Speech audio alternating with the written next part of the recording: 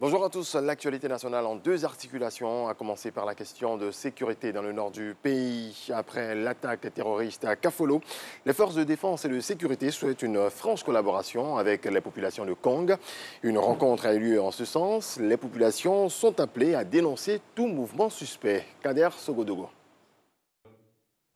Abdraman Tiemoko Berté, le maire de Kong, avec à ses côtés le corps préfectoral et d'autres élus, rencontrent la population de la localité. Sur la table, des actions de développement qui contribuent à rebâtir Kong. Une rencontre dominée également par la récente attaque terroriste perpétrée dans le département, notamment à Kafolo, la deuxième du genre en moins d'une année. Si les forces de défense et de sécurité sont en alerte, il va sans dire qu'une collaboration des populations en termes de renseignement est souhaitée. Nous exhortons les populations à être des acteurs d'information, à donner l'alerte, à collaborer avec les forces de défense et de sécurité pour qu'ensemble, nous puissions juguler ce fléau en permanence. Parce que c'est une question de veille permanente. Pour sa part, la municipalité est au travail avec de nombreux projets en fin de réalisation.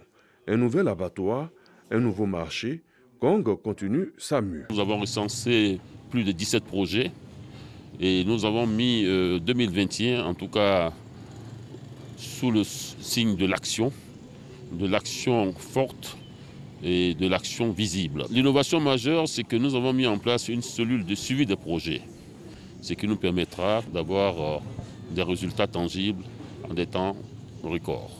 À Kong, la vie suit son cours normal. La localité est résolument tournée vers son développement. C'est clair, aucune action terroriste ne viendra entacher cet idéal. Rentrée solennelle ce dimanche du comité exécutif de l'Association des élèves et étudiants musulmans de Côte d'Ivoire. L'AUMC s'engage à relever les défis de la formation et de la pérennisation de l'identité islamique en milieu scolaire et universitaire. Jean-Marc Adjadji. Plus d'une centaine de jeunes mobilisés pour cette rentrée solennelle de l'Association des élèves et étudiants musulmans de Côte d'Ivoire, AEMC. Cette réunion est l'occasion pour ses membres de présenter les 5 organes centraux et de se projeter pour le mandat 2020-2022. L'AEMC souhaite améliorer la mobilisation et la formation des jeunes musulmans. Le bilan des activités des années antérieures reste positif, mais des défis restent encore à relever, selon le conseil d'administration. Pour cette nouvelle mandature, c'est la continuité, mais également nous avons le défi de la construction et de la rénovation du siège de l'AMC, qui est basé à la mosquée Anneau. Donc on appelle tous les militants, sympathisants, adhérents de l'AMC à se mobiliser autour de ce projet qui va permettre de donner un nouveau visage à notre organisation, qui est une organisation mère de toutes les structures islamiques en Côte d'Ivoire. L'AMC, c'est la transformation des élèves et étudiants pour qu'ils soient des modèles dans la communauté. L'amicale des anciens de l'AMC, par la voix de son porte-parole, Fosseni Dambélé, et le parrain Sidiki Konaté, ont encouragé la nouvelle génération à pérenniser les acquis. Je vois le progrès qui a été accompli pour encadrer les élèves et les étudiants musulmans. C'est une des associations stables qui produit des jeunes Ivoiriens solidement ancrés dans leur foi, mais respectueux aussi de la valeur de laïcité de notre pays.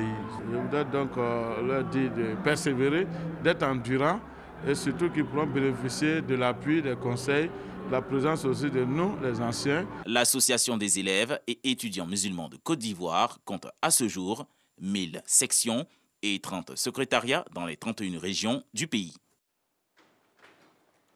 L'actualité de retour à cette heure, nous serons en dehors des frontières ivoiriennes. Tout à fait.